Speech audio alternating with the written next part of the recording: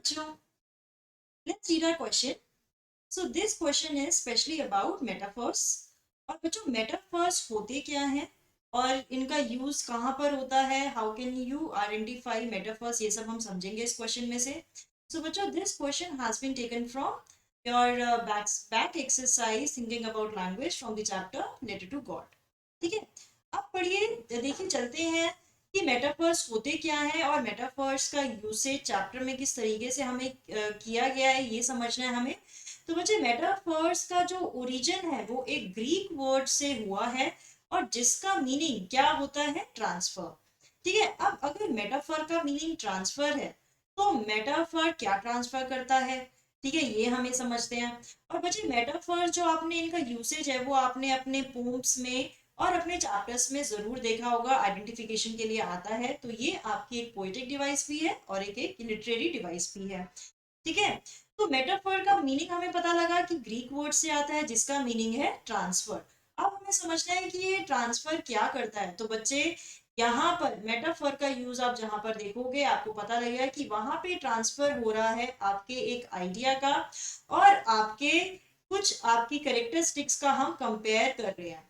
ठीक है, तो यानी यहाँ पर मेटाफर्स कहाँ यूज होते हैं, दो चीजों के बीच में कंपेयर किया जाता है. तो इसको आप कैसे समझ सकते हैं, बहुत ही इजी है इसको समझना. Basically we compare two different things and ideas, यानी कि हम यहाँ पर कंपेयर करते हैं दो चीजों का. ठीक है, और आप इसको और इजी अगर आपको समझना है तो आप इस चीज को समझ सकते हैं, समथिंग इज समथिंग एल्स, यानी आप किसी और चीज को, किसी एक चीज की क्वालिटी को किसी और चीज में ट्रांसफर कर रहे हैं या कंपेयर कर रहे हैं, आप ये मान सकते हैं. तो यहाँ पर इसका मतलब देखिए बच्चे, मैंने आपको कुछ इजी एग्जांपल्स पहले हमने समझने हैं मेटाफर्स के. जो पहला एग्जांपल है, टाइम इज मनी. तो हम बात कर रहे हैं समथिंग इज समथिंग एल्स. ठीक है, तो हम टाइम इज मनी कब बोलते हैं, जब हम बोलते हैं कि पैसा, यानी जो आपका टाइम है वो पैसे के बराबर है. अगर आपको टाइम को खर्च करना है तो आपको याद रखना चाहिए कि वो पैसे के बराबर है. जिस तरीके से आप पैसे को ध्यान से खर्च करते हैं वैसे ही आपको टाइम को स्पेंड करना चाहिए. ठीक है, तो यानी जो पैसे की क्वालिटी है यहाँ पर वर्दीनेस, यानी मनी की जो क्वालिटी है वो हम टाइम में ट्रांसफर कर रहे हैं. इसलिए हमने टाइम और मनी दो चीजों को कंपेयर किया हुआ है और एक इन दोनों के बीच में जो आइडिया है या फिर हम जो क्वालिटी की बात कर रहे हैं वो हमारा क्वालिटी क्या है, हमारा वर्दीनेस, यानी कि वैल्यूएबल चीज की हम बात करें तो टाइम और मनी दोनों ही वैल्यूएबल हैं. तो आपको अभी समझ में आ गया होगा, समथिंग इज समथिंग एल्स करके हमें मेटाफर्स को समझना है कि हम दो चीजों को कंपेयर करते हैं और उन दोनों के बीच में एक सिमिलर आइडिया की हम बात कर रहे हैं. ठीक है, अब दूसरा एग्जाम्पल मैंने लिया है, my life is a movie. यानी मेरी जो लाइफ है वो मूवी के बराबर है, यानी मेरी लाइफ में जो कुछ भी हो रहा है मूवी की तरह चल रहा है.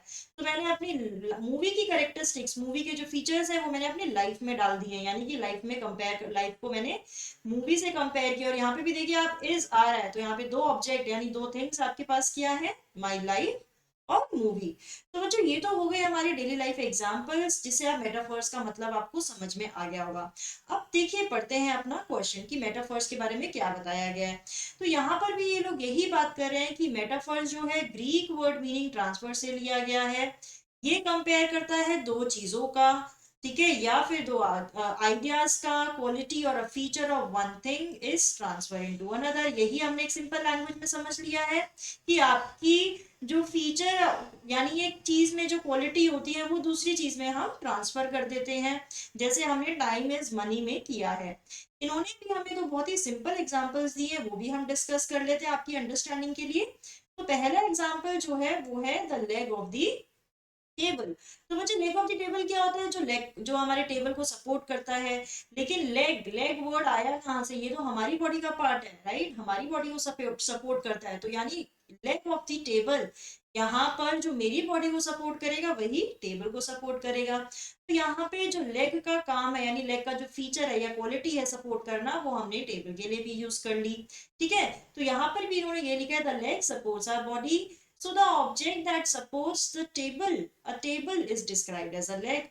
तो यहाँ पर आपको समझ में आ गया होगा, यानी हमने जो टेबल के लेग को, हमारा जो लेग होता है उसी को ही हमने वहां पे वर्ड को यूज किया लेग, और यहाँ पर हमने कौन सी फीचर को कंपेयर किया, सपोर्ट करना. ठीक है, तो लेग ऑफ द टेबल हो गया. दूसरा एग्जाम्पल है the heart of the city. Heart of the city, heart भी हमारी बॉडी का पार्ट है जो कि बहुत ही मेन पार्ट है, ऐसे आपकी बॉडी चलने, इसके बिना आपकी बॉडी नहीं चल सकती। तो यहाँ पे क्या बताया इन्होंने, हार्ट क्या है, बहुत ही इंपॉर्टेंट ऑर्गन है और सेंटर ऑफ अ बॉडी है। तो यानी अगर आप किसी जगह को हार्ट ऑफ द सिटी बोलेंगे तो यानी वो जो पार्ट है सिटी का वो भी हार्ट की तरह ही है। जो फंक्शन हार्ट का मेरी बॉडी में है वही फंक्शन उस पार्ट का है सिटी के लिए। ठीक है, तो यानी this word describe the central area of the city. अगर हार्ट आपकी बॉडी का सेंट्रल पार्ट है तो हार्ट ऑफ द सिटी वो जगह भी सिटी का सेंट्रल पार्ट है। ठीक है, तो ये दोनों एग्जाम्पल भी बच्चों आपको समझ में आए होंगे। अब हमें पढ़नी है अपनी exercise. So let's read it. In pairs find metaphors from the story to complete the table below. हमें अब अपनी story a letter to God की बात करनी है, उसमें कुछ मेटाफर्स हमें पहचानने हैं और इस टेबल को कंप्लीट करना है। Try to say what qualities are being compared, कि कौन सी क्वालिटीज को कंपेयर किया गया है, आपको क्वालिटीज यहाँ पे मेंशन करनी है। तो बच्चे आपको यहाँ पर 3 कॉलम्स दिए गए हैं। पहला कॉलम है आपके ऑब्जेक्ट का, दूसरा कॉलम है आपके मेटाफर का और तीसरा कॉलम है आपके फीचर्स का। ठीक है, या क्वालिटी का, जैसे हमने टाइम इज मनी में वर्दीनेस यानी वैल्यूएबल क्वालिटी को कंपेयर किया है वो हमें बताना है। तो चलिए समझते हैं ये एक्सरसाइज। पहला जो ऑब्जेक्ट है आपका क्लाउड। क्लाउड के लिए metaphor they have already given us, huge mountain of clouds. तो बच्चे यहाँ पे क्लाउड ऑब्जेक्ट है लेकिन क्लाउड के लिए जो मेटाफर यूज किया गया वो है ह्यूज माउंटेन्स ऑफ क्लाउड। तो यानी माउंटेन्स और क्लाउड का कंपेयर है बेटा। ठीक है, तो यहाँ पे जो माउंटेन है, माउंटेन किसको सिंबलाइज कर रहे हैं, ह्यूजनेस को।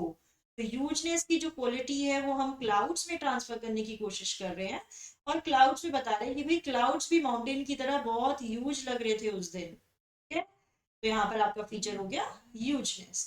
अब सेकेंड ऑब्जेक्ट पढ़ते हैं रेन ड्रॉप्स। तो रेन ड्रॉप्स के लिए जो मेटाफर यूज हुआ है वो है आपका न्यू कॉइन्स। बच्चे ये हमने बहुत अच्छे तरीके से समझा है चैप्टर में कि जो लेंचो है वो बोलता है कि ये रेन ड्रॉप्स नहीं है, ये तो न्यू कॉइन्स है मेरे लिए। क्यों? क्योंकि कॉइन्स क्या होते हैं, एक मनी, मनी होता है यार।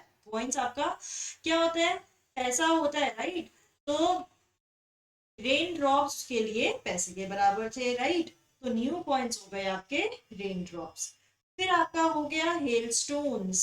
ठीक है, हेल स्टोन वर्ड्स के लिए आपका जो मेटाफर यूज किया है वो है सिल्वर कॉइन्स और फ्रोजन पर्ल्स। तो बच्चे जो ओले होते हैं वो कैसे लगते हैं, मोतियों के बराबर लगते हैं, ऑर्नामेंटल लगते हैं, ऐसा लगता है हर जगह मोती बिखर चुके हैं।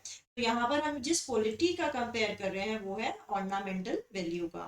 तो हेल स्टोन्स को, या किसने क्या बोला था, हमारा जो लेंचो था वो बोलता है ये फ्रोजन पर्ल्स की तरह काम कर रहे हैं, राइट। अब थर्ड अपना फर्दर ऑब्जेक्ट पढ़ते हैं, कौन सा है, लॉकस्ट। लॉकस्ट होते हैं बच्चे जो आपकी फसल को खा जाते हैं। ठीक है, तो यहाँ पर जो मेटाफर लॉकस्ट के लिए यूज हुआ था प्लेग ऑफ लॉकस्ट। तो प्लेग क्या होता है बच्चे, प्लेग होती है बीमारी, एपिडेमिक होती है जो बहुत जल्दी आपकी स्प्रेड होती है और बहुत ज्यादा नुकसान कर कर जाती है। तो वहां पर उसने लॉकस्ट वर्ड यूज किया था लेकिन उसके लिए मेटाफर क्या बोला उसने, प्लेग ऑफ लॉकस्ट। ठीक है, तो ये प्लेग ऑफ लॉकस्ट भी शायद इससे ज्यादा फसल छोड़ देता लेकिन हेलस्टोन के कारण तो कुछ भी नहीं बचा। तो यहाँ पर वो प्लेग ऑफ लॉकस्ट बोलता है। ठीक है, नेक्स्ट एग्जाम्पल हमारा सिमिलर ही है बिल्कुल। तो हम चलते हैं अपने लास्ट हमारा जो ऑब्जेक्ट है वो है an ox of a man. यहाँ पर हमें मेटाफर दिया हुआ है, हमें बताना है कि किसके लिए मेटाफर यूज हुआ है। तो ये मेटाफर यूज हुआ है फार्मर के लिए। तो जी ऑक्स ऑफ अ मैन को आप समझ लीजिए होता क्या है, ऑक्स बहुत ही ज्यादा हार्डवर्किंग है जो कि फील्ड्स में काम करता है। ठीक है, और अगर कोई आदमी उतना ही ज्यादा हार्डवर्क कर रहा है तो हम उसको बोल सकते हैं an ox of a man. तो यहाँ पर ये वर्ड लेंचो के लिए बोला गया था तो हमने यहाँ पर अपना ऑब्जेक्ट फार्मर बताया है। और हमारी जो क्वालिटी है वो क्या यूज हुई है, हार्ड वर्किंग पर्सन। यानी कि जैसा ऑक्स हार्ड वर्किंग है वैसे ही वो पर्सन भी हार्ड वर्किंग है। तो यानी आपको बच्चों समझ में आया होगा हमने कैसे दो ऑब्जेक्ट्स को कंपेयर किया हुआ है और एक क्वालिटी जिसका हम यूज कर रहे हैं और उसको हम, जैसे हमने ऑक्स में हार्ड वर्किंग क्वालिटी को मैन में ट्रांसफर कर दिया तो आपको ट्रांसफर भी समझ में आया है। तो बच्चों आई होप आपको मेटाफर समझ में आया है कि ये लिटरेरी डिवाइस हम कैसे आइडेंटिफाई कर सकते हैं और कैसे इसका यूज भी कर सकते हैं। तो बच्चों I hope you have understood the question और आंसर। All the best.